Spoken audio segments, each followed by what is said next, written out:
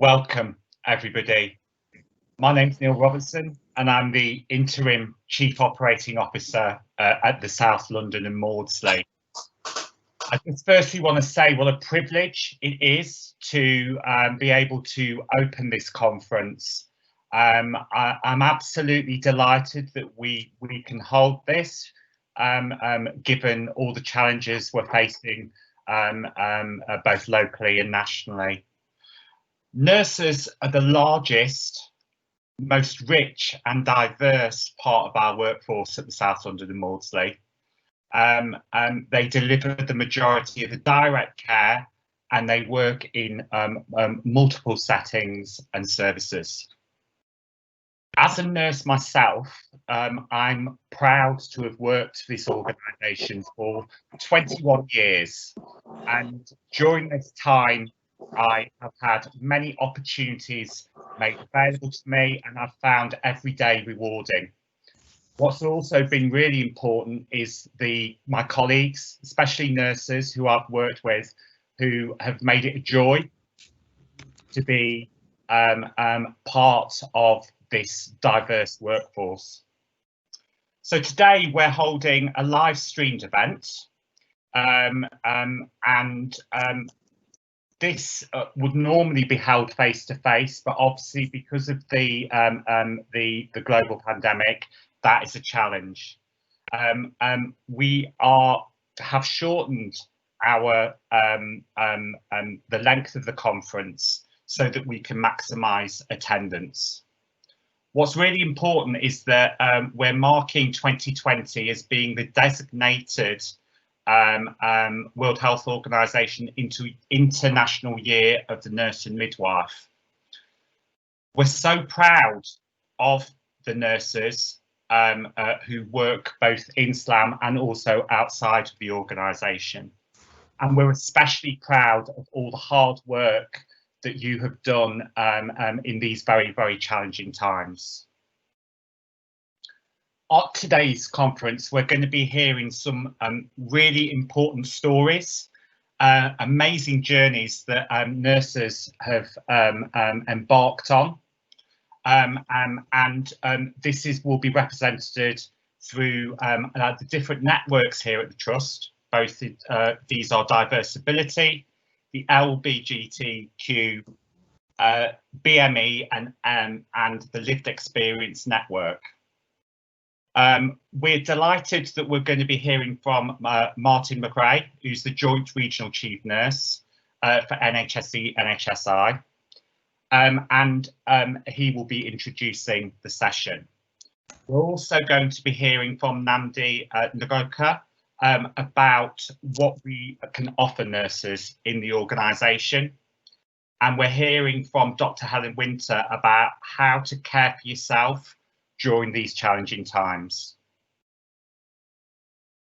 We're going to be holding, as part of the conference, a non-denominational service of remembrance and reflection for nurses who have died as a result of the pandemic.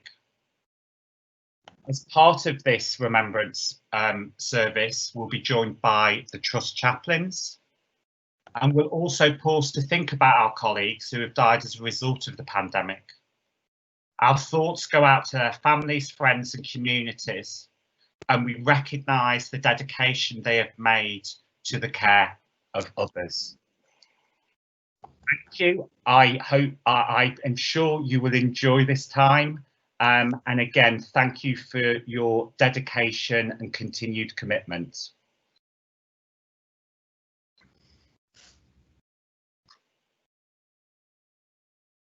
I think it's me next. Hi, Neil, thank you very much. I'm Martin McRae, and as you kindly said, introduced me. I'm the Joint Regional Chief Nurse for London in the NHS. I've got a number of roles, two of which are beyond the professional one. One is I'm the lead for mental health transformation in the city, which is a great privilege. And secondly, I've been the incident director for COVID over the past 9 months for the city, which has brought a range of challenges. So thank you for inviting me. I want to start by saying thank you, not just for inviting me, but I know for everyone on the call, thank you for making a difference to the lives of the people you serve. Because isn't that what nursing does? I remember 35 years ago as a student nurse being told the definition of nursing is to do for the patient what they'd otherwise do for themselves, or to help them to a comfortable and dignified death. That's Virginia Henderson. And that's what we all do day in, day out as nurses. And for doing that in the most extraordinary circumstances over the past few months, can I say thank you? Often we don't get recognised, and hopefully today's conference will give people the opportunity to recognise in their peers and with each other, our friends, our colleagues, just what extraordinary things you do. But I also wanted to say I'm slightly jealous of the next speakers because they get to say a bit about their story. So I'm going to use a bit of my 5 minutes just to tell you who I am. So 35 years ago, as I said, I started as a student nurse in a general hospital in the northeast of England. And if anyone who knew what the curriculum was like back then, for 8 weeks of your 3 years training, you were sent to the local mental health institution to do your 8-week psyche. And I learned probably more in that 8 weeks than I learned in the other 2.5+ years, not least of which is I met my wife in that time. And 30 odd years later, we're still together, and she still is putting me right. And I've got Winterton Hospital and my 8-week psychiatric placement to thank for that. I've done a number of jobs since then: staff nurse, charge nurse, director of nursing, but I've also worked in Department of Health, and I've worked now in the regional office, and I've worked in commissioning. And in all that time, I've been witness to the extraordinary things that nurses do day in and day out. So you're going to get a chance today to celebrate those things, and so you should. But as it says at the top of the agenda for today, this is a celebration and a remembrance. And I want to just to focus for a minute, which isn't enough, on remembering our colleagues who have died during the last few months. Now, there's no point in remembering if we don't do something to honour their lives and change something for the future. It's wasted words if all we remember people and move on, but never learn our lessons. So the best way we can remember our colleagues is by honouring their name in doing things differently for the future, be that around personal protective equipment, be that around making sure our pathways are safe for our service users, making sure that we look after the whole of London, not just those who demanded it most at the time. And I think that's the call to action I would give to you all, is the best way to remember your colleagues, those you have loved and who are no longer with us, is to do things better and different into the future. So that's my commitment to London and to London's nurses, and therefore to South London and Maudesley's nurses, that we will do everything we can to make things better for nurses and our colleagues into the future, because we shouldn't be having a time of remembrance for those we've lost. But we'll certainly do our best to make sure that the future is better for those who are serving Londoners now and into the next years. So that's my 5 minutes. It's a privilege to be here. It's an exciting time to listen to the stories of others. But remembering all of that, our commitment to those that we've lost and the promise we must make to the patients and service users of the future. Thank you. Thank you, Martin, and thank you for joining our conference. It's now my pleasure to introduce Martin Smith, who's going to talk about his nursing journey from one of the network's perspectives. Martin, over to you. Hi, thank you, Simon. Good afternoon, everyone. I'm Martin. I'm the Community Workforce Lead in the Nurse Education team. I'm really honoured to be able to join this annual nursing conference at SLAM and be part of the celebration of our nursing staff. And that's particularly given that this is a time when the value and the importance and the role of nursing in society has become increasingly evident. I really believe that mental health nursing has never mattered so much to the patients and the communities that we support, and that we truly have a vital role to play. And I think it's only right that we spend time like we're doing today to reflect on and celebrate the amazing range of work that we do. But for me, it's also important that I'm here today as a representative of the LGBT+ staff network and community, because this is a community and an identity that I feel immense pride in. When I was reflecting on my journey and story as a nurse, I thought that this identity would be a useful thing for me to speak about today. Because in some ways for me, being gay has really got nothing to do with me becoming a nurse. And in many other ways, it really has got a lot to do with it. Because in one respect, I sort of am a nurse that just happens to be gay, and my identity as a gay man has not defined my nursing career. I've been fortunate enough to experience the majority of my career in nursing without encountering prejudice and discrimination, and have been afforded the opportunity to define my career in other ways. And that's something I'm really grateful for. But on the other hand, my experience of homophobia and prejudice, particularly as a young adult, but also having encountered those challenges in my sort of day-to-day life and in society at large, have definitely had a profound impact on me and my journey into nursing. And I think that on some level, I recognised that as a result of those experiences, that I needed a form of healing myself. And I think that awareness drew me towards a role and a profession and a level of expertise that held the possibility of both understanding and of validation and ultimately of hope. And I think central to that idea was that within such a profession, there might be the caring, compassionate, empathetic individuals who could help me understand and carve out a route towards my own self-worth and self-acceptance, whilst I at the same time could embody those same values and support others. And this is an understanding that I've been aware of and conscious of in my practice, and something that I've carried with me into my current role within the nursing education team, with the hope that I can help nurture those same values and attributes within nurses who are at the beginning of their own careers. And these experiences have really reaffirmed to me now more than ever that I need to be a visible and proud representative and advocate for the LGBT+ community, for my fellow staff members, our patients, and the next generation of nurses. But within that, I'm aware that there's still a lot of work to do. Not all LGBT+ people feel safe to be who they are, and health services still struggle to adequately meet the needs of LGBT+ people. And sadly, prejudice and discrimination and homophobia still exist in society and in the workplace. So I suppose, what is our role in addressing these inequalities as a profession? Well, for me, one way is refusing to be silent until everyone around me can share in the same freedom and pride that I feel.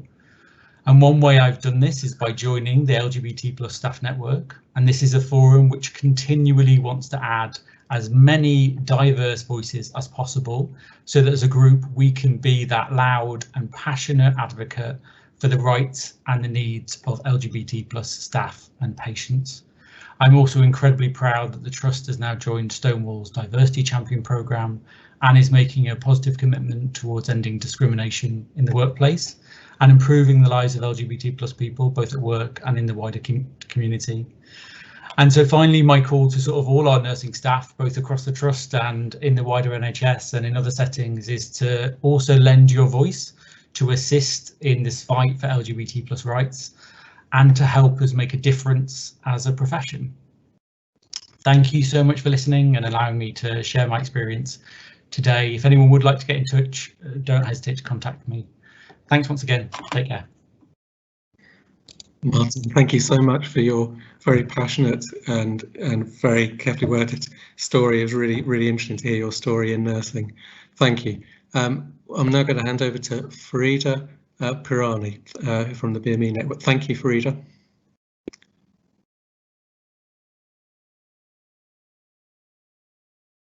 Frida, I think you're on mute. You're on mute. Sorry. So my name is Farida Pirani. I work as Deputy Head of Nursing for Lewisham Directorate. I thought rather than talking and using a lot of words, I would like to use some of the slides to share glimpses from my life as nurse. Next slide, please. I was born and brought up in Pakistan, in Karachi, and I spent my early life there, and I completed my nursing education from a private university called Aga Khan University School of Nursing.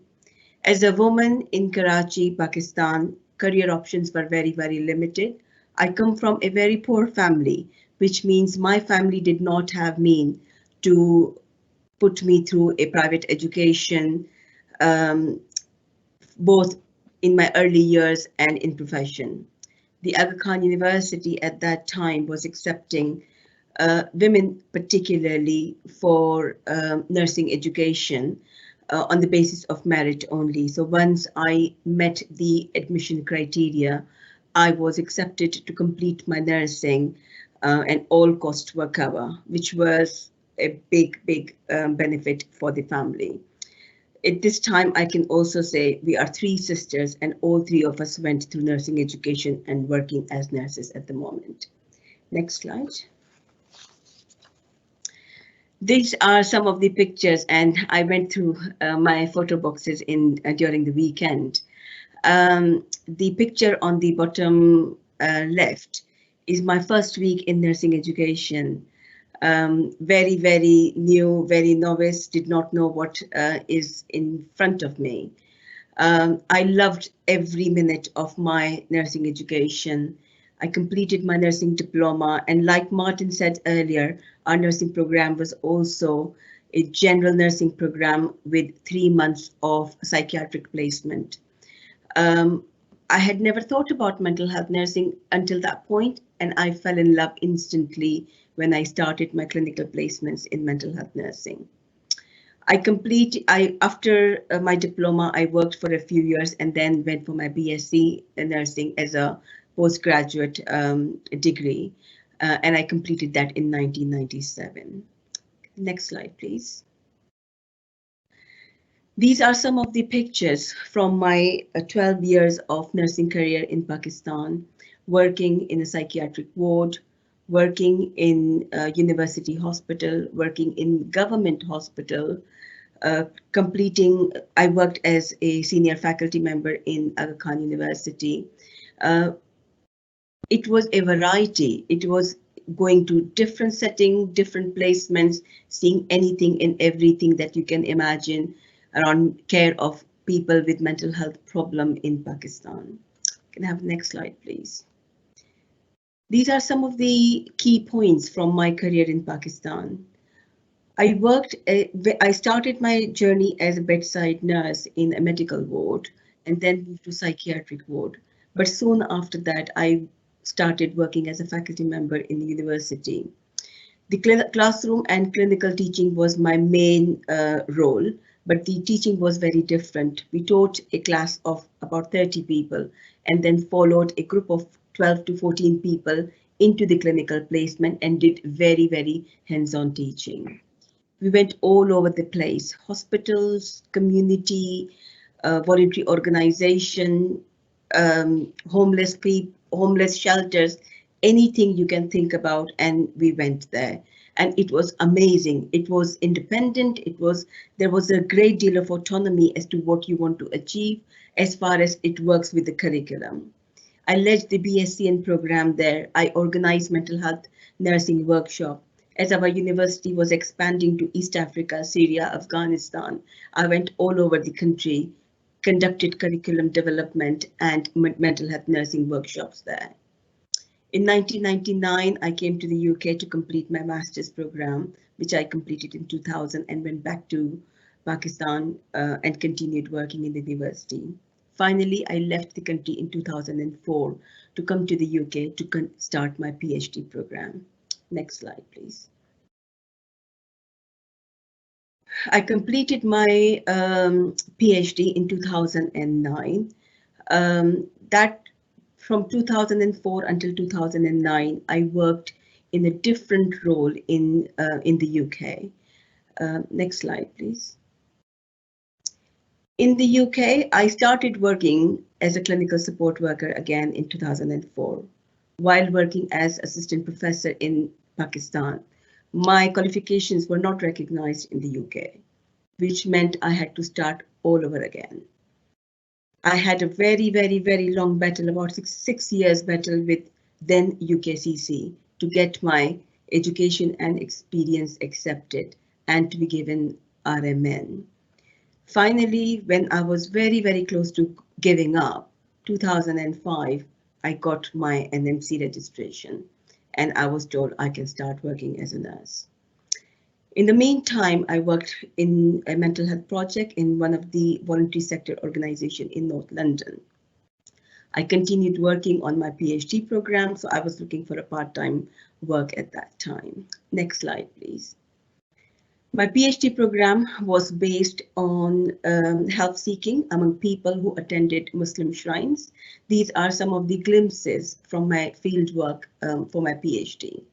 I spent almost 3 days a week for almost 3 months in this shrine, sometime days, sometime nights. This was a very powerful part of my life, and I learned a lot about people's experiences.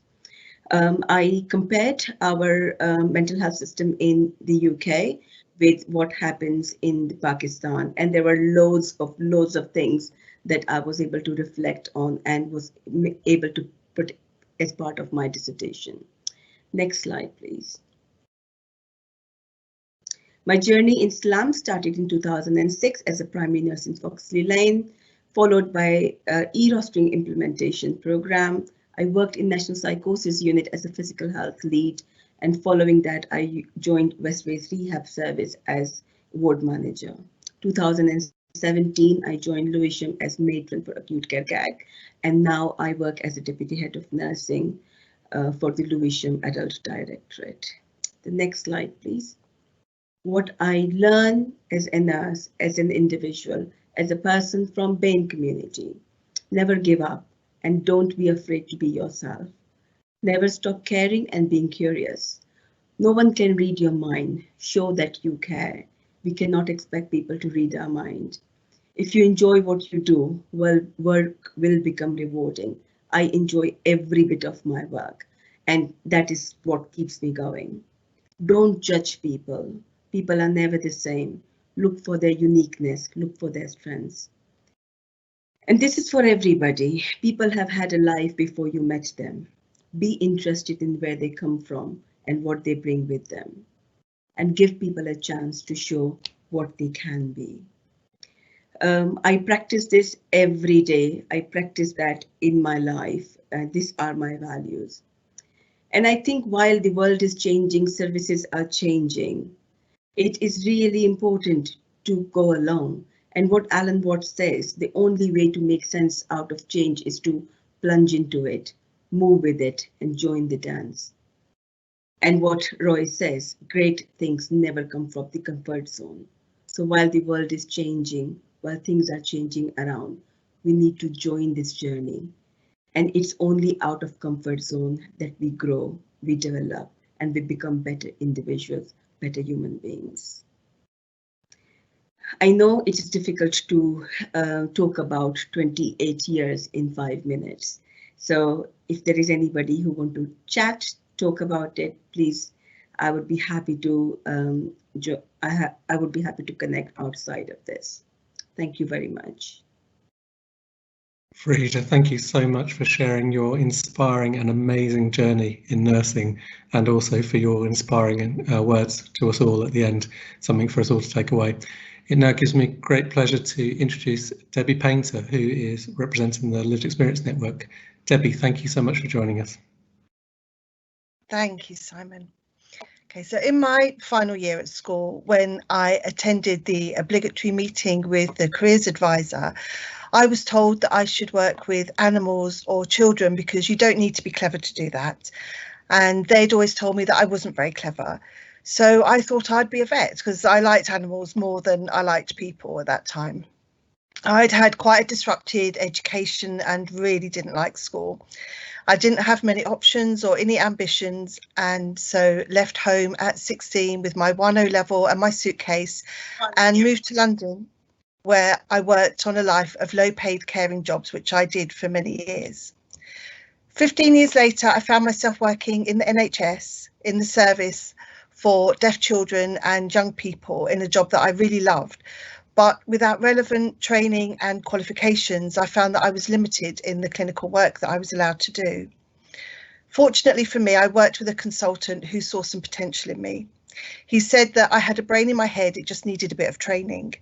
So I explored my options and decided on nursing because the course looked interesting and it felt like a good fit for me. I was lucky enough to be seconded to university by the trust that I worked for. I absolutely loved my training. I had been out of education for a very long time, so writing assignments, doing research, even reading books and papers was really challenging. I found every placement initially quite daunting, but I was focused and determined. I had some great mentors. I worked hard and earned myself a diploma with distinction, and then went on to achieve a first-class degree, which was one of my proudest moments. Working in this profession has definitely not been without its challenges. But whenever I'm asked what job I do, it's always felt really good to say I'm a mental health nurse. I've always felt quite proud of that. But when a few years ago I had to go to my GP to ask for help because I was struggling with my mental health, and I was asked if I work and what my job was, I felt embarrassed and ashamed to say I'm a mental health nurse. It was painful to admit that I didn't understand what was happening to me. I thought that I should know because I'm a mental health nurse and I know about mental health, right? So how could I not recognise I had become unwell? I assumed that the GP would be thinking the same thing, that he would look at me and think how stupid and ridiculous I was. He didn't. I felt like I was a useless failure and not worth helping. I didn't want to exist. I became a service user. Walking through the main entrance at the Maudsley as a nurse and as a service user are very different experiences and really difficult to put into words. I cried every time I walked into the building. I felt overwhelmed with hopelessness and thought that I was never going to be able to return to the job that I'd worked so hard for. I was angry with myself for being unwell. I was off work for 2 years because of mental illness, and returning was a huge challenge. It was incongruent to me that I was a mental health nurse living with mental illness. I still felt ashamed and just wanted to hide myself away. It took a long time and a lot of work before I felt really well again and confident in myself and in my ability to do my job. I am no longer embarrassed or ashamed. I am still learning to live with mental illness. It is present every day and I have to work hard at staying well and maintaining a balanced life. I am open at work about my mental health difficulties, and I use what I have learned from this experience to inform my approach to the people that I care for, which I hope is one of compassion, empathy and understanding. I now know that it is okay and really quite normal to be a mental health nurse with with experience of mental illness. Given that approximately 1 in 4 adults will be affected by mental illness at some point in their lives, I know that in this trust there will be many nurses and other staff, 47% according to a recent survey, who also have lived experience of mental illness. And I know that we are an asset to this trust, bringing our insights and understanding into our work, which has a positive impact on the people that we care for.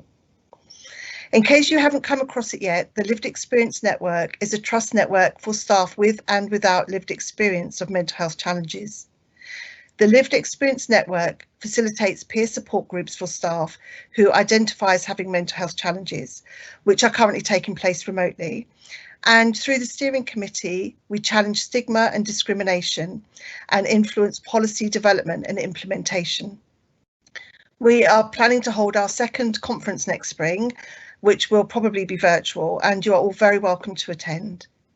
If you would like to attend a peer support group, become involved in the network, or would just like to know more about it, there's information and contact details on Maud under the staff support section. My name is Debbie Painter. I'm a mental health nurse and I'm Vice Chair of the Lived Experience Network. Thank you very much for listening. Thank you so much, Debbie, for your story and for inspiring us. I felt really moved by what you had to say. Thank you, Debbie. And it now gives me a great pleasure to introduce Paul Songer. Paul, thank you for joining us.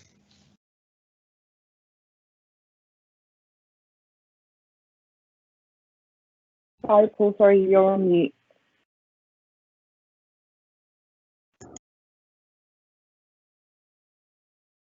Can you hear me now? Thank you very much, Simon. My name is Paul Songer. I'm originally from Sierra Leone, a very small country in West Africa. Prior to coming to this country, I was a teacher. So I used to teach 7 schools: biology, general science, economics, before I came down to this country. I came because civil war broke in our country that brought a lot of people to this country. When I came, there was a bit of cultural shock. The place was cold, no friends, no money, no job. So eventually, after 2-3 weeks, I got a job as a cleaner. I was working at Piccadilly Circus at Cafe Royal as a cleaner for a year or two, and some of the students I was teaching were seeing me and they were saying, "How can you come this low? How can you do a thing like this?" I said, "Well, I'm sorry, but this is what life has offered me for now." Then a friend of mine said, "Why can't you go and study nursing?" I said, "Okay, that's a good start. Have you got O levels?" I said, "Yes, I've got more than O levels." And they said, "Okay." So I applied and I was given a place in Scotland. I traveled to Scotland, no idea where I'm going. They gave me a hostel in the Eastern General Hospital. In that hostel, there were 250 of us, and I was the only male and the only black man.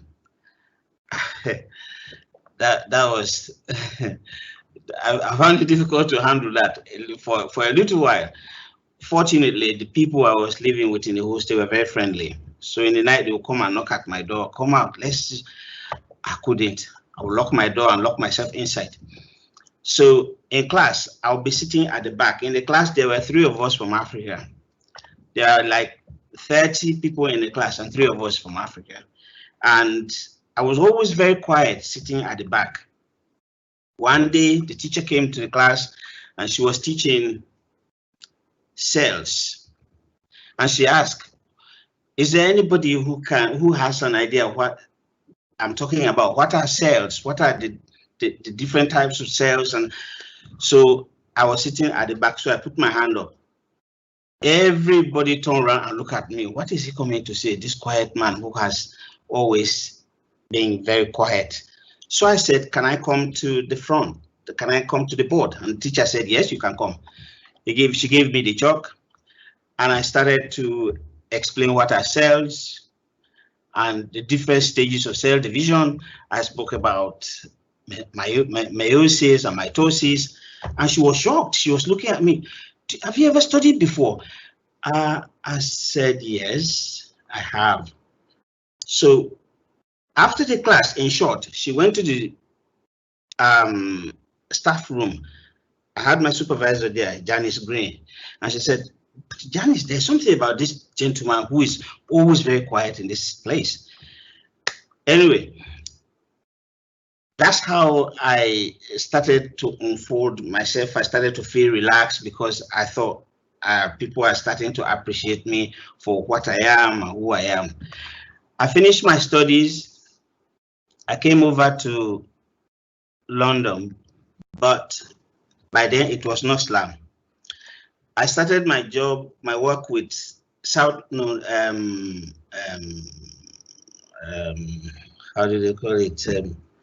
Guys and St. Thomas's. It was Guys and St. Thomas's at that time. There was no slum. So after 2 years, they came up with this idea of amalgamating the boroughs and form slum. So I was part of that journey from the day slum was born. I was working in Lewisham, Ladyware unit on Clare Ward. As a D grade, I drove all the way from Scotland to here for an interview. In the morning, when the manager came out and saw me and said, how did you do that? I said, I drove from Scotland, Edinburgh. I said, yes. And they invited me in. I got the job. And as a D grade, in 6 months' time, I became an E grade. By then, there was no band 6, band 7, or whatever. I was a D grade, E grade, F grade, and eventually in 2004, I went to the home treatment team in Lewisham. I spent 15 years in Lewisham home treatment team. I spent 6 years on the ward and 15 years in Lewisham home treatment team. I'm currently working as a band 7 here in the ARC, and I'm a member of the Trust Diversity Network. I'm sharing this journey as I progress to where I am now, and highlight that whatever disability you have, it's not a hindrance in having an objective to advance your career and equally have a fulfilling, satisfying work experience. So I look at diversity as an acknowledgement and appreciation of differences in attitude, thoughts, and priorities in health-seeking behaviors of different patient populations. It means knowing how to respond if a patient becomes violent towards you for your culture, gender, or religion, or even disability, or what to do next if a medical professional refuses to give you treatment because you identify yourself as a Black person or an LGBT, or, you know. I'll give you an example. When I was in Scotland working in a nursing home, so before my living, there was a patient who didn't know how to call my name, or either she forgot or because of her situation, she sat in the chair there and said, Darky, Darky. I didn't understand initially. Later, I got to know that she wanted a cup of tea. I went back and gave her a cup of tea and said, I forgot your name. That's why I called you Darky. I said, no, it's fine. That's all right. So to me, the number one most important thing you can do to promote diversity and inclusivity in our organization is to communicate as clearly as possible. Think about it. Let me ask you a question. Have you ever had a supervisor who did not communicate their expectations clearly to you? How well did you work with that supervisor? Did you ever have a conversation with a patient that felt uncomfortable because of your cultural differences? When diversity and representation is lacking, it will be hard for people to feel welcome. Having nurses or staff that can understand the demographics of their patients, communicate and relate to their individual struggles will improve the lives of patients and the fulfillment of the nurses that we hire. Why? Because it opens the door to reaching an understanding of your patient's morale, values, language, religion, and other demographics.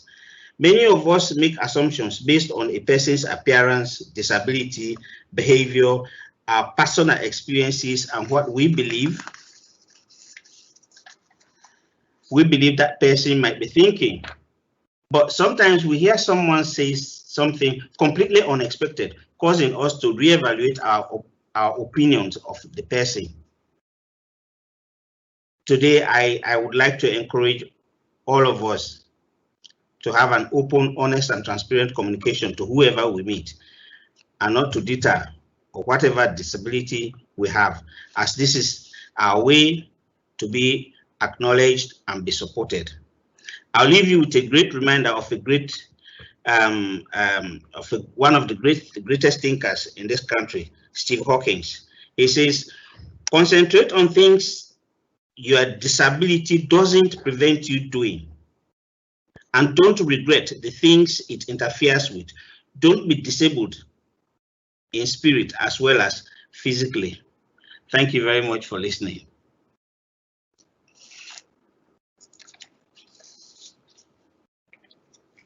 Can you hear me? Yes, we can. Thank you, Paul, for your inspiring words, Paul, and Thank thank you for sharing your story and the sacrifices that you've made to become a nurse. We really appreciate it. And thank you for sharing the words at the end from Stephen Hawkins.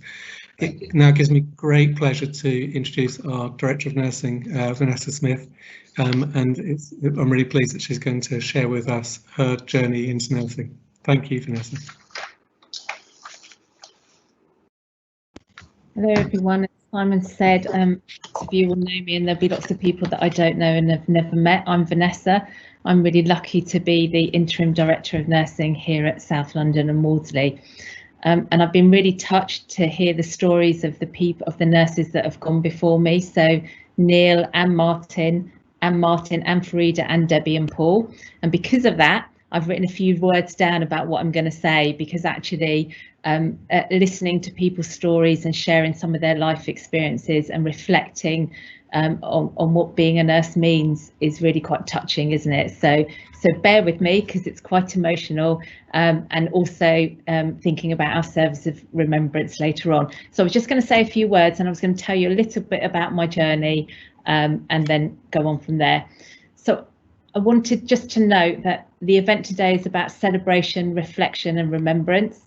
It's about saying thank you to each and every one of you, to each and every nurse in our organisation here at South London and Maudsley, every nurse in the NHS, every nurse that works across countries and borders and continents and across the world to support people. Some of us have devoted our lives to nursing. We're all at different stages of our careers and our nursing journeys, and every day we're learning and developing. We bring so many different life experiences, and this brings a richness to our nursing family and to what we bring to our service users and their families and to each other. As Neil said, nurses are the biggest part of our workforce and they deliver the most direct care. We are privileged to care for people, often when they are at their most vulnerable, to support them to live well so they are not defined by their health experience. Key to mental health nursing is relationships, connections, empathy, compassion and collaboration. And so 28 years ago, I started on that journey. I trained to be a mental health nurse here at SLAM. I went to school, I went to university, was privileged enough to go to Cambridge and do a master's, and then decided that I wanted to be a nurse. Both my parents were nurses and actually both of them trained at the Bethlehem and Maudsley, and when I joined it was the Bethlehem and Maudsley Special Health Authority. So I trained here to be a mental health nurse, and as part of that journey I've worked in many services with many of the people that are here today. I've worked alongside with them and many people in the audience. And I started out, I worked on an acute ward here at the Maudsley Hospital, 25 men and women who lived in our local community in South Southwark and East Lambeth. I worked there. We had a psychiatric emergency clinic, which is long gone, but now our place of safety is in the same place. I worked there as the manager. We started there thinking about how we could support people at home and have least restrictive care, and I was involved in the setting up of the first home treatment teams and was the manager of the home treatment team in Southwark, and I worked there with some of the senior nurses that I now work alongside today. I was really privileged to do that. I worked for lots of my career with adults in crisis services or in acute inpatient wards or in community services, and then somebody said to me, I went for a job that I didn't get, and I've told this story before and I'll tell it again because lots of I think I sent it to the matrons and lots of people said they were inspired. So I went for a head of nursing job and I didn't get it, but it gave me other opportunities because there are people on the panel that said, it was close, we think there might be other opportunities for you, and they reached out and said, actually there's a matron job in older people's services, and I said, well, I can't do that, don't know anything about older people. My whole life has been around supporting adults of working age and working in crisis services. And they said, we don't need people that know, we don't need that, we need somebody that knows about nursing. And I was really lucky, and my colleague Neil Robertson, I think, interviewed me for that post. He was the head of nursing way back then in older people's services, and gave me the job, and that was really helped in terms of my nursing career and thinking about getting back to nursing, because I've been a team leader in home treatment, although I practiced there. So in older people's services, I was really lucky. I did various jobs as matron, nurse advisor, head of nursing, deputy director, and then there was an opportunity to be the service director for older people's nursing. And I think it was Farida and others that have talked about how nursing brings you a richness and a life experience that means that you can do many different things. And in SLAM, there are many different opportunities. And I can remember at the time thinking, why are they asking me? So absolutely be confident in your ability, be confident that your skills are transferable. And I was really lucky. I was the service director, again for an interim period, but I got the job for older people. And then with the reorganisation, a bigger directorate, which is psychological medicine and older people. And in my career in SLAM, I've been supported. I've done an MSc in nursing. I was lucky enough, I got a Florence Nightingale scholarship, and they supported me to go to America and look at how we can support nurses, share governance for nurses. And when I was a service director in PMOA, I started to think about, well, what next? Where does my journey go? You know, and people talk to me about being a coup, and then I realised that I wanted to be back more in nursing all of the time. I was really lucky. I got on a aspiring directors of nursing course that was being run by NHSEI, and then moved over to a deputy director of nursing job. I actually took a while for me to move over, and I did that for 4 days, and then the opportunity arose, and I was successful last year to get the interim post of Director of Nursing. So my message to all of you is, you know, sometimes in my career I spent a long time in certain roles. I never thought that I would be in this position. It's an absolute privilege, but you know, there are people there that will, if people, you know, it's hard work, but I've also been lucky and people have noticed me and supported me. And that's what we need to do as a whole community, is to give each other chances. As Fareed just said, people have lives, people have abilities. We've heard from other people, and we need to be, you know, not just thinking about our workforce of today, but our workforce of the future, and how we support people. And so just really briefly, today we celebrate, but we also remember. It's thank you to all of the nurses everywhere. Caring for others is transformative. Helping others is healing. Thank you all for your innate compassion and empathy. Each and every one of you are valued, important, and make a difference. As Farida said, keep dancing. Thank you.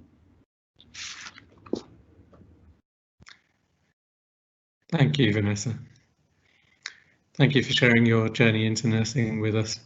It now gives me great pleasure to introduce Namdi, who's our joint Deputy Director of HR. So Namdi, thank you for joining us. Thank you very much. Thank you, Simon, and thank you for inviting me to this very special occasion. And I think thanks for giving me the opportunity, I suppose, to kind of share some of the great work we're doing at South London and Maudsley in just making this a great place to work for our staff.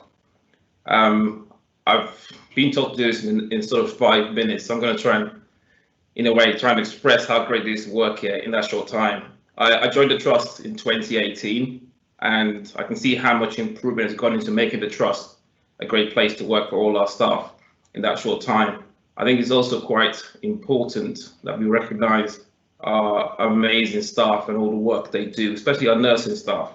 And I hope that some of you who aren't already working with us and considering your next role, or those who are not in a permanent role, will consider joining us on a more permanent basis. So our journey in making this Trust a great place to work covers sort of 4 main areas. The first, as you see, is that we want you to join us through our great committees, our Great Place to Work Committee, our Equalities and Workforce Committees. We're working hard and ensuring that we get more staff to join us.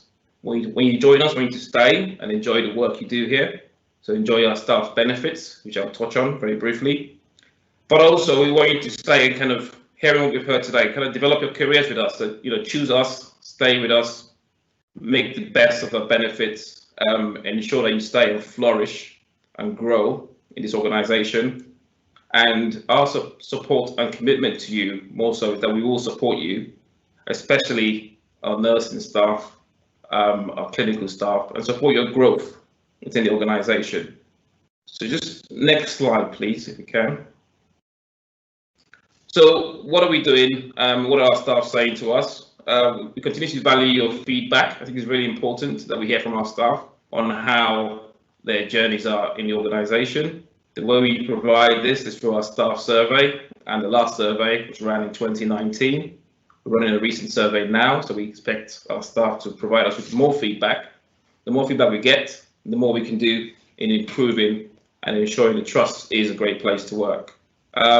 We also have an ongoing listening to action program, which is really useful in hearing from our staff and making changes very quickly. And I'll touch on that sort of later on in the time I have. I think in 2019, about 60% of our staff said they would recommend the trust as a great place to work. And I think when you look at the average across the NHS, it's currently around 60%, with the best trusts scoring around 70%. So that's what we want to get to. The work we're doing across the organisation is around improvement, is ensuring that we can continue to be a tremendous place for you to come and join and work with us. So if we go to the next slide, I'm just going to touch on a few things that are available to you while working for us. So staff benefits, some of you already know about this, what to expect. We offer great financial benefits to our staff. We're very keen on our sort of flexible working arrangements, to ensure that you can work different shifts, long shifts, short shifts. There's a lot of remote working from home. We encourage agile working. We have a very generous annual leave program for our staff, and we also allow our staff, where possible, to kind of buy and sell annual leave. We're really focused now, following on from COVID, the impact on health and well-being issues on our staff, how we can support our staff specifically around their health and well-being. We do have a staff counselling service, which you'll be aware of. We also have an employee assistance program. It's great occupational health access. We're doing a lot now around recognising our staff. So we have the annual staff awards, a lot of benefits such as the Bike to Work scheme. But I think overall, what we want to do is continue to offer more benefits, hear from our staff. What else can we do more of? We recently announced an additional day's leave for our staff in terms of the impact of COVID.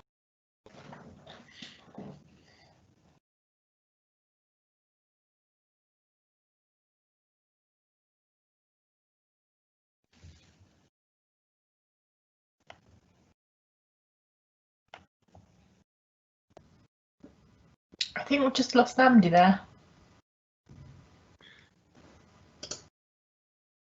Shall we move on to the next item then? I'm back. Sorry, I don't know if you can hear me. Can you hear me, Simon? I lost reception there, so apologies for that. Oh no, please go ahead, Namdi. Thank you for joining us. Yeah, so I think, and I guess what I was also going to just mention is, as well as the staff benefits, I think we're really focused on the growth of our staff, as mentioned. So on the next slide, you can see we talk specifically about how we can support our staff through growth in their careers. We have a really good leadership and development program at the Trust. We have a program for new managers when you join us, existing managers. We also expect that, that there is a lot of links between the South London Partnership and nurse education. We'll be offering really good programs for aspiring nurses, newly qualified nurses, and also we work very closely with mostly learning SLAM partners. So when you join, I think it's really important you think about your career. The South London Partnership is a really good link across the three trusts, so South London St George's, Oxley's, and there are a number of programs going on, and a very recent one is a virtual career development program. It's going to be an online support for staff and managers to think about their careers in nursing. So we encourage all staff, both new joiners, existing staff, to kind of look out for what's available. Unlike any other trust, we provided quite a lot of support for our staff during COVID as well. So we've had daily COVID briefings. We set up some rest and recharge hubs. And also we've looked at how we can support staff with sort of meals, taxis, and lots of information around how you can sort of cope during a crisis. So our key message is, stay with us, join us, grow with us. I think we just go on to the next slide, which I want to sort of mention finally on the next slide. I think we understand how important it is that we continue to develop a sort of a culture change program. Our values are really important to us. Last year in 2019, we began our culture change program in the trust. We delivered some training courses around beyond bullying culture, living our values, and also on how we tackle inappropriate behavior in the organization. We also have, as you heard from some of our staff network members, we have active staff network groups in the organization. I think they're really important in bridging that divide, hearing how things go with different staff groups. The BNB network group introduced a time to talk process very recently for the Black Lives Matter discussion. Has been really helpful in understanding what our staff are going through and how we can support them even more. Listening to action is a key driver for us.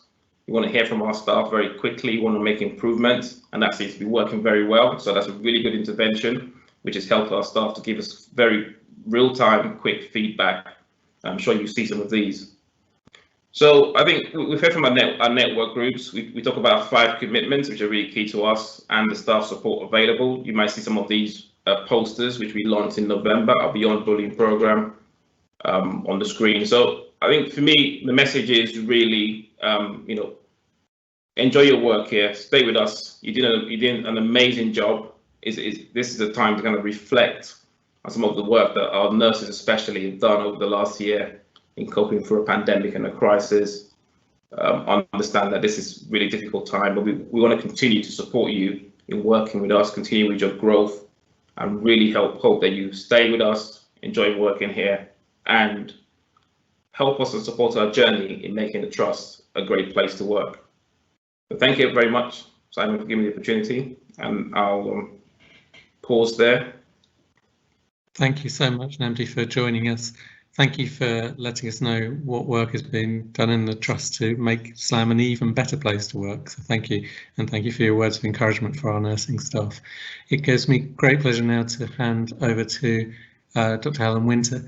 Helen, thank you for joining us, and you're going to bring us some very important messages about how to look after ourselves. Great, yes, thanks, Simon. So yeah, my name's Helen Winter, and I'm the project manager for corporate psychology and psychotherapy, which includes the staff support service. And within staff support, we're actually very fortunate to have a really strong cohort of nurses volunteering some of their trust time to support their colleagues. Moreover, nurses have been really integral in ensuring a robust and consistent approach to supporting our staff through the pandemic. So I'd also just like to take this opportunity to say thank you on behalf of everyone you've supported. I'm just going to share my presentation with you.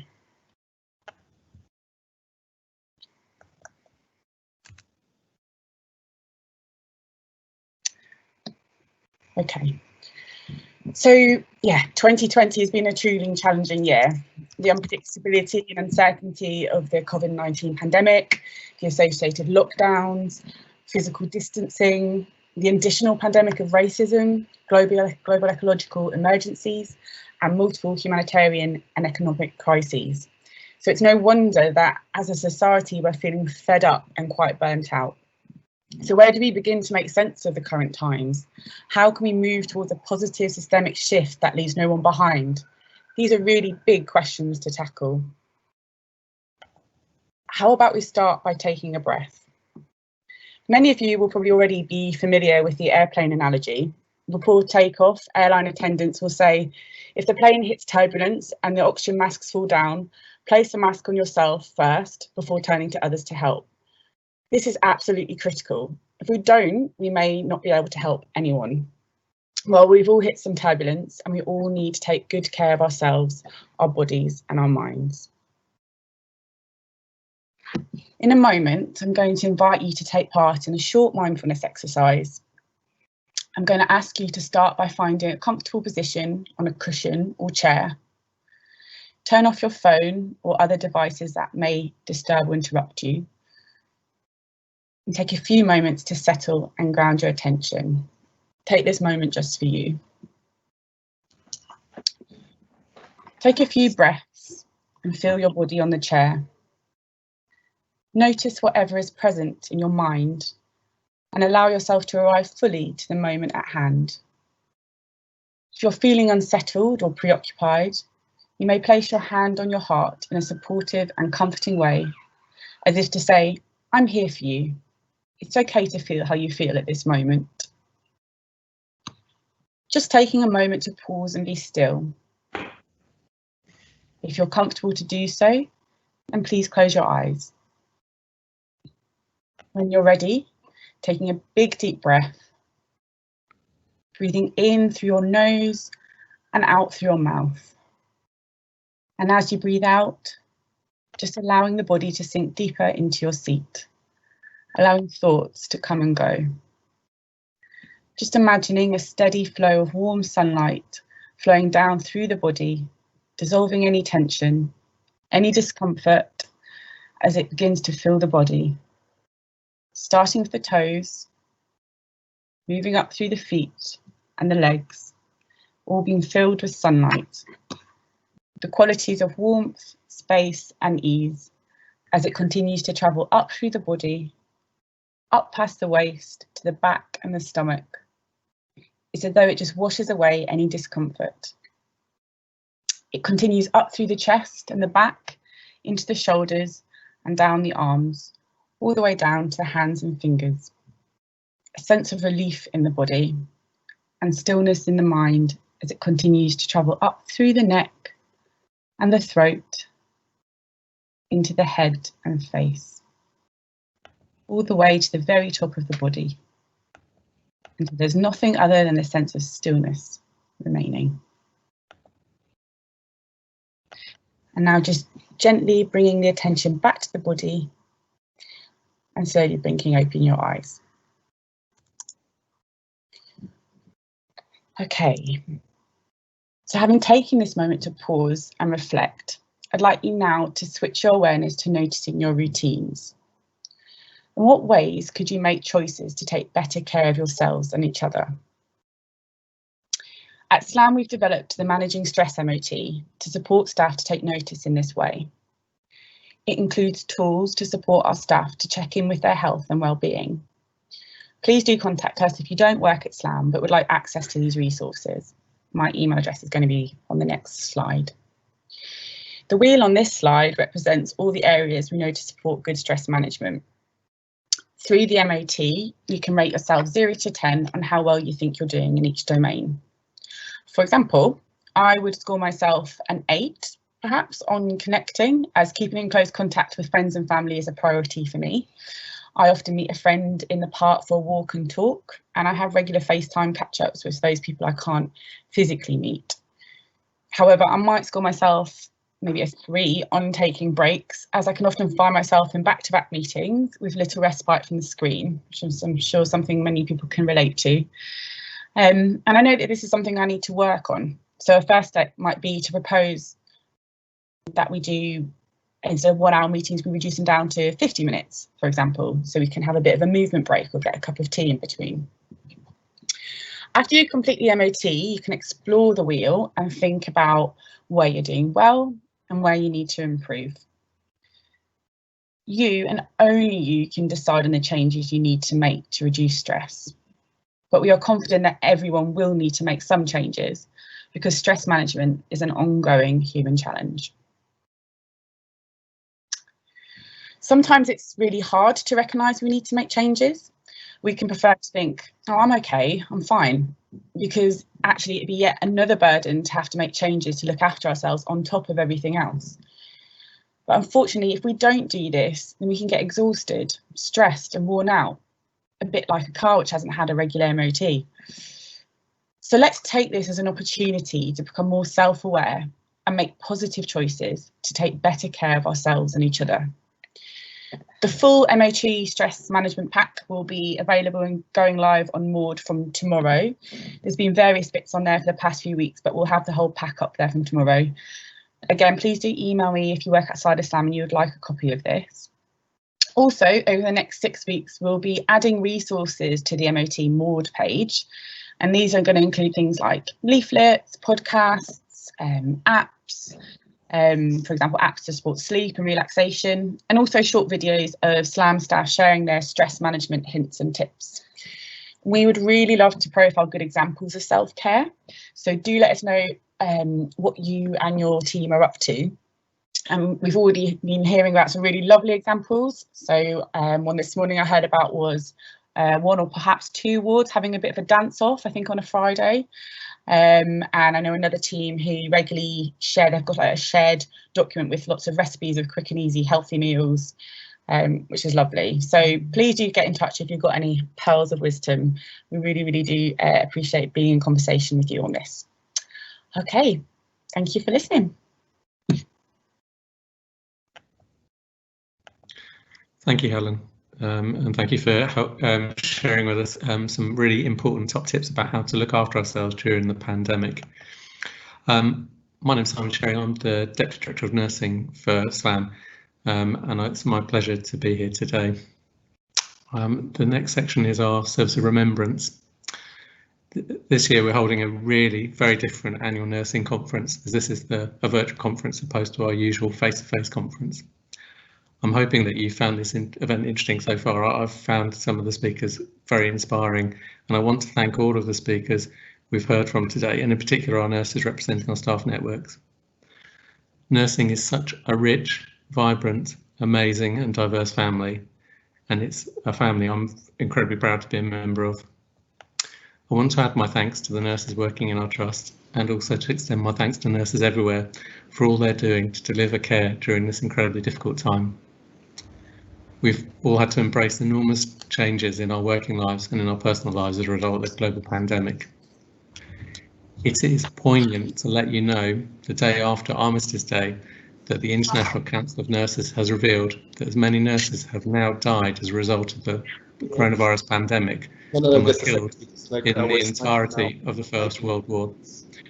I feel so sad that so many members of our nursing family have died as a result of the pandemic, in pursuit of what nurses do day in, day out, working with their colleagues from nursing and other professions to care for patients and families and to look after the communities that they serve, but they're also part of.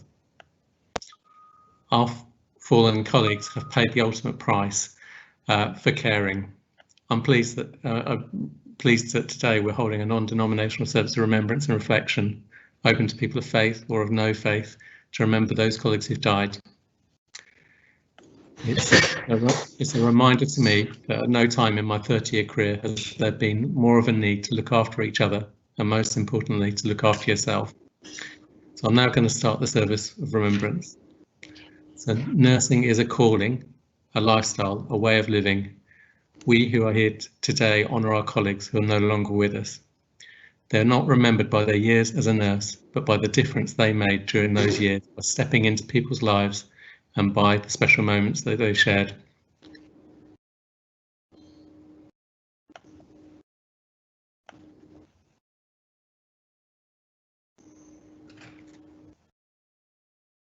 So over to Vanessa. I can't see anything.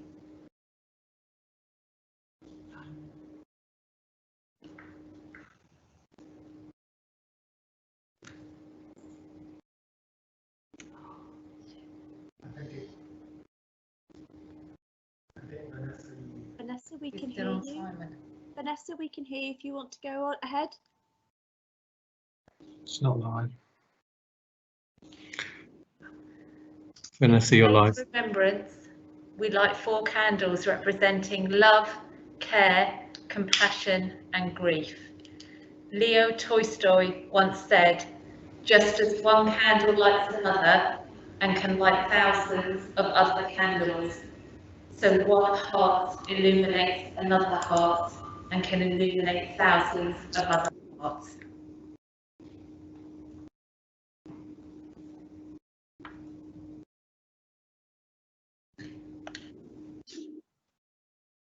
This candle represents love, love that we have shared with those who were precious to us, love that we have lived through changing times and events, love that has inspired us and lifted our hearts.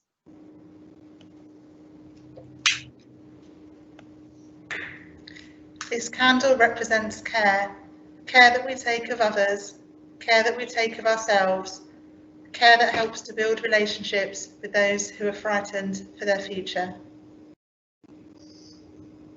This candle represents compassion, compassion that wants to comfort someone when tears flow down their cheeks, compassion that holds someone at their most vulnerable, compassion that can see through the shield we put up, revealing the true person below.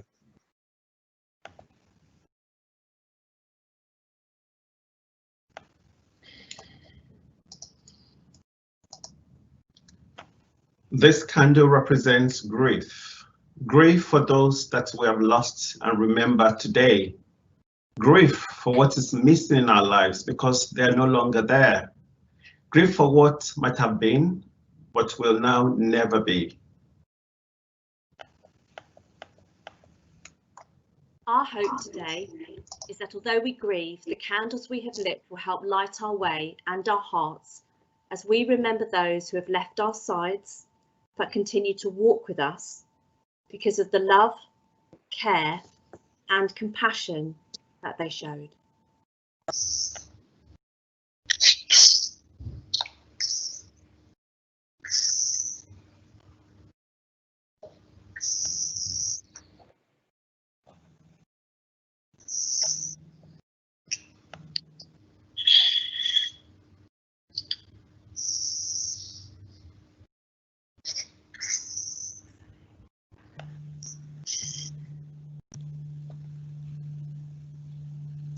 Lamida, do we have blood?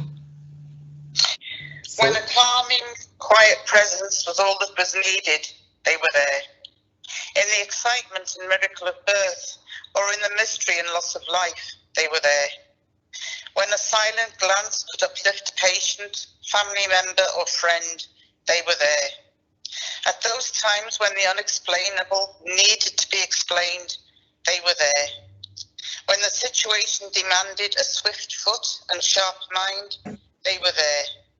When a gentle touch, a firm push, or an encouraging word was needed, they were there.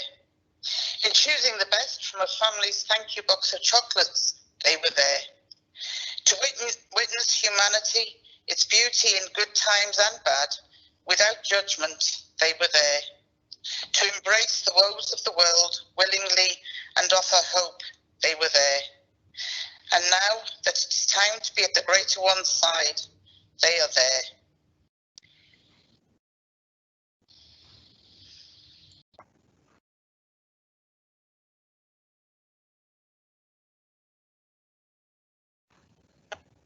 You're on mute, Lisa.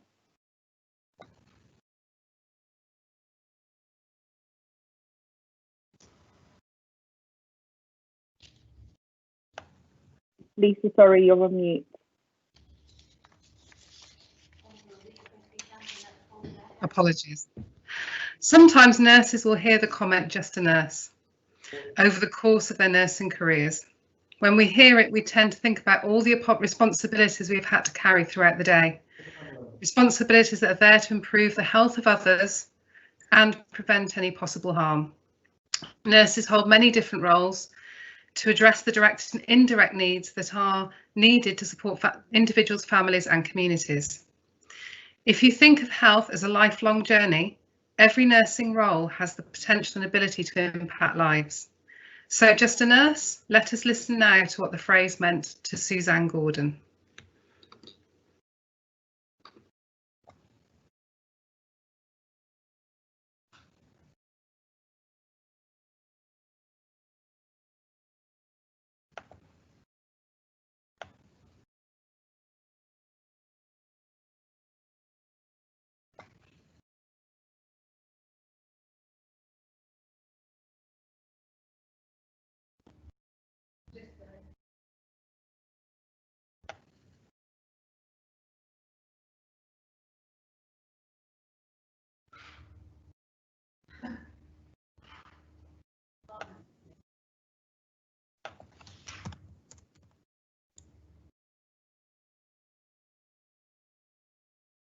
It's the sound. I'm just a nurse. I I just serve the educated eye that prevents medical errors, injuries, and other catastrophes. I'm just a nurse. I just make the difference between healing, hoping, and despair. I'm a nurse. I've just made a difference between pain and comfort. I'm just a nurse. I'm just a nurse who do research to support doctors and nurses to provide better, safer, and more effective care. I'm just a nurse. I'm just a specialist in nursing who educates future generations of nursing. I'm just a nurse. I just work in a major teaching hospital, managing and monitoring patients who are involved in cutting-edge experimental medical research. I am just a nurse. I just educate patients and families about how to maintain their health. I'm just a nurse. I'm a geriatric nurse practitioner, and I make the difference from someone staying in their own home to going into a nursing home. I'm just a nurse. I just make the difference between dying in agony and dying in comfort and with dignity.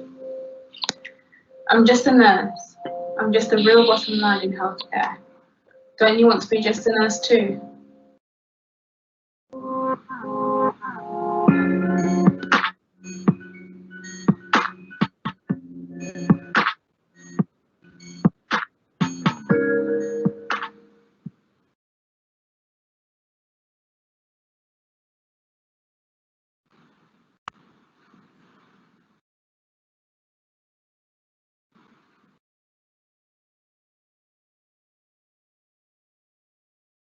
Oliver, you're on mute.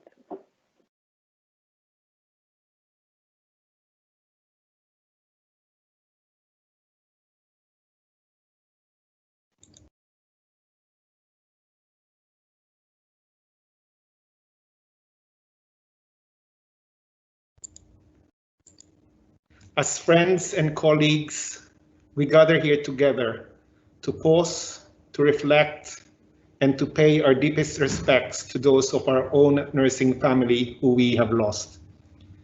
540 health and social care staff that we have lost during this pandemic. 56 of them are from my community, from the Filipino nurses that have lost their lives. We call them to our hearts, and please join me for a 1-minute silence to remember our dear colleagues.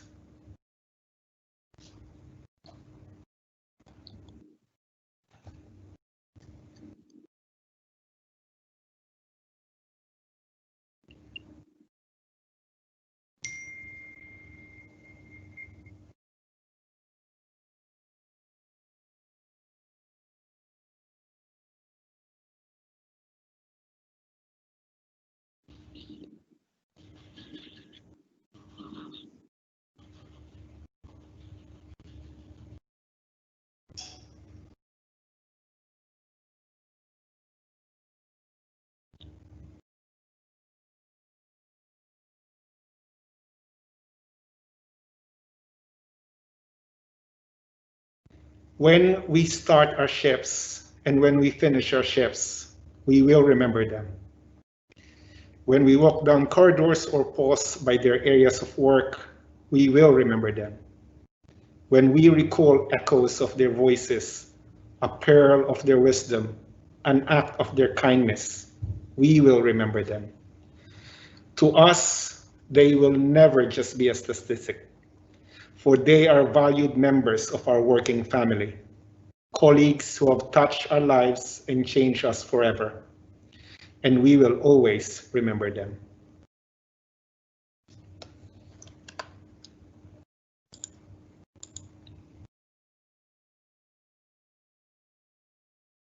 Simon, you're on mute. The next reading is a poem by Sarah Pirrie, a nurse treating COVID-19 patients at Queen Elizabeth Hospital, University Hospital Trust. The poem's called Tonight I Held You. Sarah said of this poem, "It's the first time I've been so intimately part of a patient's last words. It was beautiful and heartwarming, but also overwhelming. I wrote the poem at the end of this difficult shift during which there had been so many tears. She went on to say, in our teams, we're getting great support from each other at this very difficult time, but as well as being a nurse, we're human beings and we have good days and bad days. The poem was just my way of dealing with one of those difficult days. I hope families take comfort from knowing that even if they can't be there, we are trying to do everything we can do to help them stay connected with their families.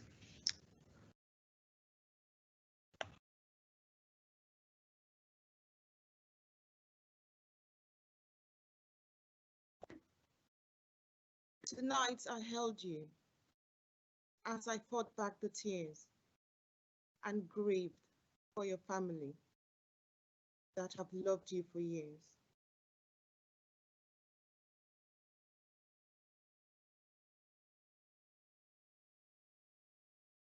You became unwell. There was nothing to do. We watched through the window and increased your O2.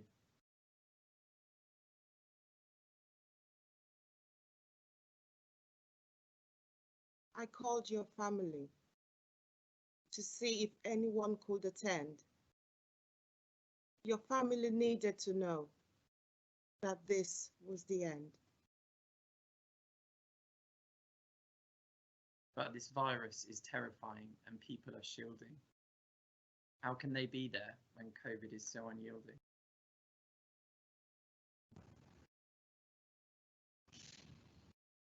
I held your hand. I wiped your face, my gloved hand on your skin as your breathing slows pace. You would still smile back behind your mask, and I'd try to smile back. To comfort and reassure you is now my one and only task.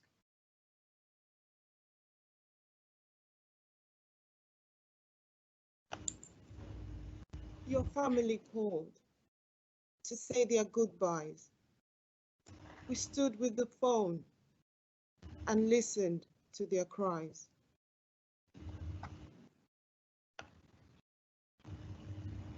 With tears rolling down our faces to the masks we all wear, we really wanted to help them, show them care. Go and use your volume. We woke you up so you could hear their voice.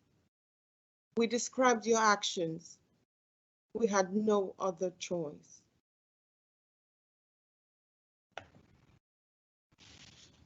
Their words filled with sorrow, their hearts played bare. They wanted the time to show you they care.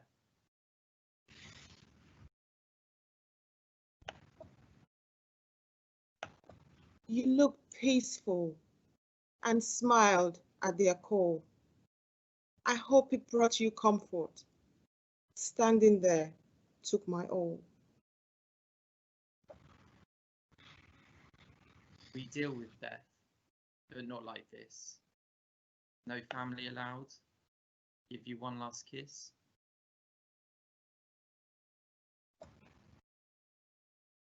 But the next family will need us.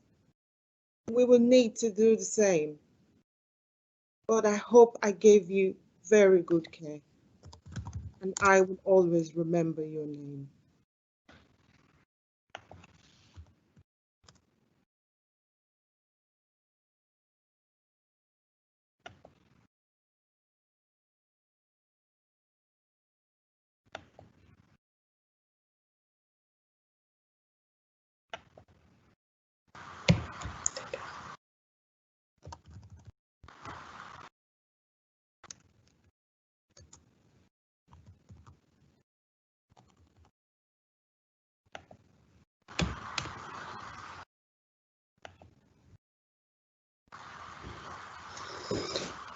This afternoon, we have remembered people of laughter. We have honoured people who cared. Yet we feel a sorrow in our hearts, a sense of sad despair. But if we want to give them the honour they are due, we must hold on to all they were, good, kind and true. In remembering their youthfulness, their compassion, their calm, the overwhelming pain of loss will find a soothing balm.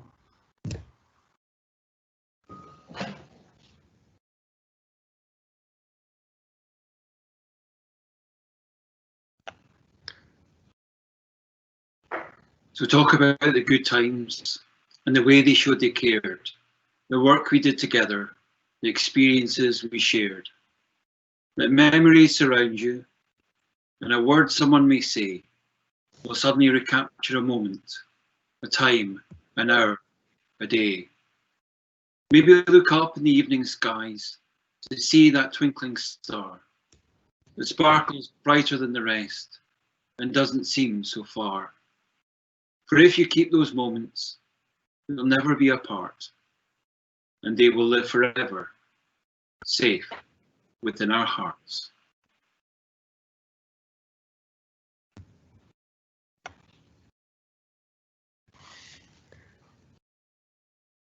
Thank you, Cameron, and thank you everyone who's contributed to today's service. It's now my pleasure to pass the baton to Sir Norman Lamb, who's the chair of the Trust. Thank you, Sir Norman, for joining us. Thank you very much indeed, Simon, and thank you for comparing this afternoon. This is an afternoon of celebration and appreciation and of reflection and remembrance. Celebration and appreciation, first of all, for nurses around the world, for the contribution, the massive contribution that you all make to humanity. An appreciation and celebration also to all of the wonderful nurses we have within our organisation.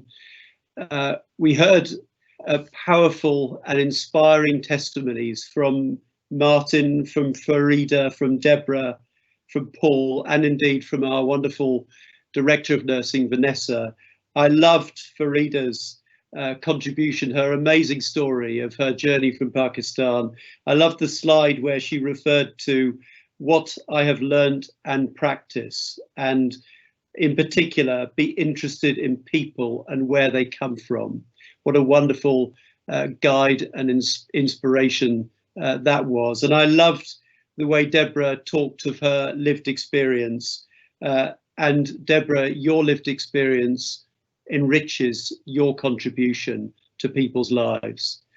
This has also been an afternoon of reflection of all of those nurses who've tragically lost their lives through this pandemic.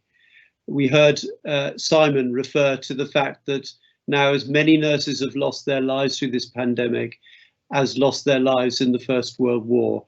We heard of the 540 who have lost their lives in this country, of healthcare workers.